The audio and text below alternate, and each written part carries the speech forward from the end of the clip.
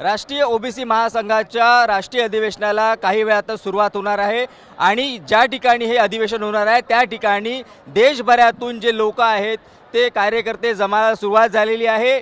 विशेषतः लोकांचा उत्साह जो आहे तो खूप जास्ती दिसतो। इथे जो स्टेज उभारण्यात आलेला आहे त्या स्टेजचे सुद्धा लोक फोटो काढतात, सेल्फी काढतात आहे आणि या अधिवेशनाची एक विशेषता आपल्याला सांगता येईल की महिलांची संख्या अतिशय लक्षणीय आहे इथे आलेल्या लोकांमध्ये।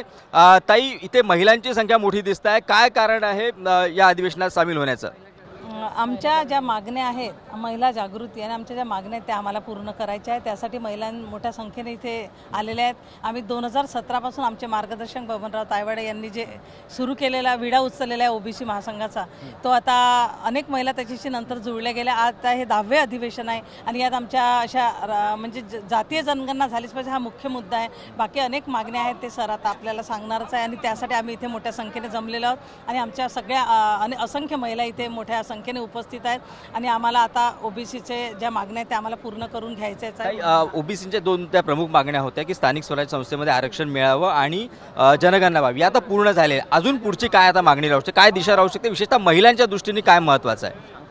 महिलांच्या दृष्टिकोनातून म्हणजे आमच्या ज्या शेतकरी महिला आहे या बऱ्याच मागे पडलेल्या आहे, तर त्यांना सुद्धा 60 वर्षानंतर त्यांना काही मानधन वगैरे मिळण्यात यावं, कारण त्या अगदी लहान वयापासून काम करत असतात आणि त्यांच्याकडे कोणाचं लक्ष होत नाही आणि त्या दुर्लक्षित आहे।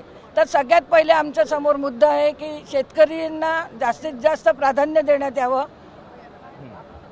तर महिलांच्या देखील काही विशेष स्वतंत्र अशा मागण्या आहे आणि त्या देखील या अधिवेशनाच्या दृष्टीने पुढे रेटण्यात येणार आहे आणि त्याचमुळे या अधिवेशनांमध्ये महिलांची जी संख्या आहे ती आपल्याला लक्षणीय दिसून येत आहे।